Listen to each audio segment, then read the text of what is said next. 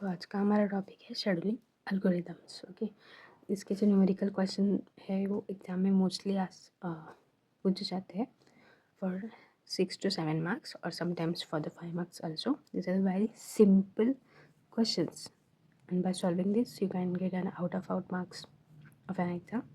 So let's start.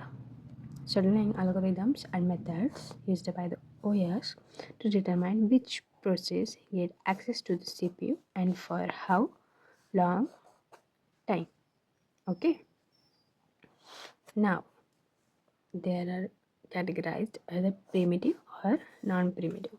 Primitive और non primitive क्या होता है कि प्रिमिटिव में process in between if a process running, okay, this is the process running हो रही है बट वो टर्मिनेट नहीं हो रही है, वो इंटरप्ट हो गई बीच में, तो इसे प्रिमिटिव कहते हैं. हाँ, जो प्रोसेस इन बिटवीन टर्मिनेट हो जाती है उसे प्रिमिटिव कहते हैं. और जो प्रोसेस टिल एंड रन होती है उस this process do not allow to interrupt in between. Okay, so this is called non preemptive process. Okay, now let's see the algorithm. So first one is this algorithm. Okay, this is the most popular example. Sometimes in exams this also asks. So this is the theory part of this. I think this is not important, but for your understanding you can write it. Okay, so let's see the example. Here 3 processes are given.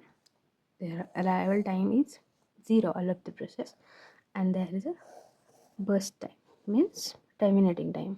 Okay, so ये सब दिया होता है exam में, तो हमको क्या करना होता है कि बस टाइम हमको कैलकुलेट करना होता है और ये गैंट चार्ट जो है वो हमें ड्रॉ करना होता है. So let's see, first come first serve में क्या होता है, ये जब पहले आती है वही पहले चार्ट में चली जाती है. So likewise first process, then second process and then third process.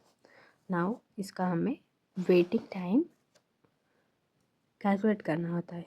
Okay, सो ये प्रोसेस P1 कितने वेटिंग किए हैं 0, P2 ने 24 किए हैं और P3 ने 27. ओके, सो इसका हम एवरेज निकालेंगे. ओके, ये 3 प्रोसेस है तो डिवाइडेड बाय 3 करेंगे. So here are 70. Okay, so this is another example. Now here are 4 processes are given, arrival time also given. We have to calculate these all. Okay, ये कब लागू होगा, जब अराइवल टाइम नॉन जीरो होगा तो आपको ये सब कैलकुलेट करना पड़ेगा, और जब अराइवल टाइम 0 होगा तो आपको सिर्फ बस टाइम और वेटिंग टाइम कैलकुलेट करना है. सो लुक, नाउ हम प्रोसेस चार्ट में डालेंगे. ओके, सो फर्स्ट प्रोसेस 2 तक रन होगा.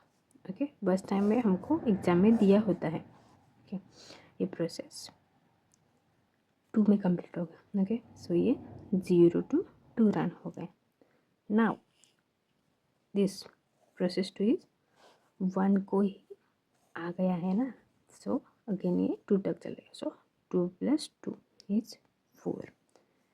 नाउ ये प्रोसेस 5 को आ जाता है.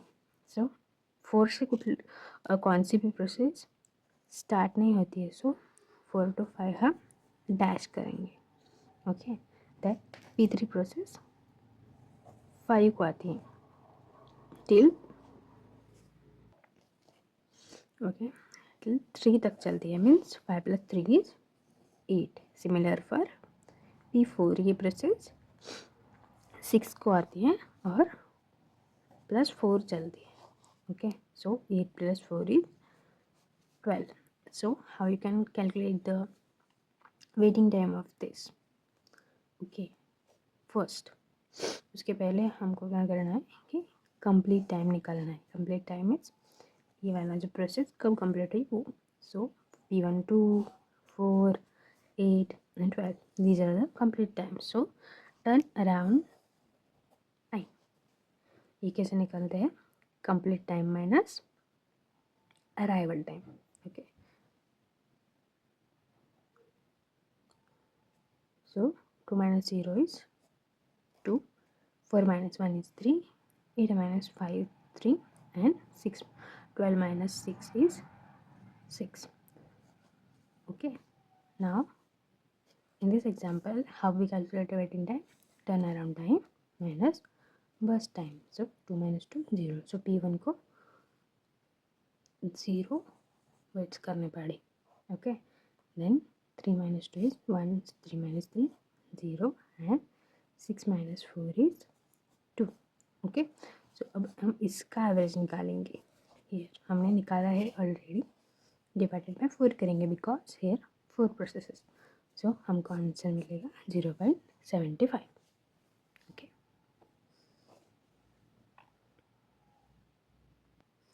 ये जो नेक्स्ट एल्गोरिथम है हम नेक्स्ट वीडियो में पढ़ेंगे.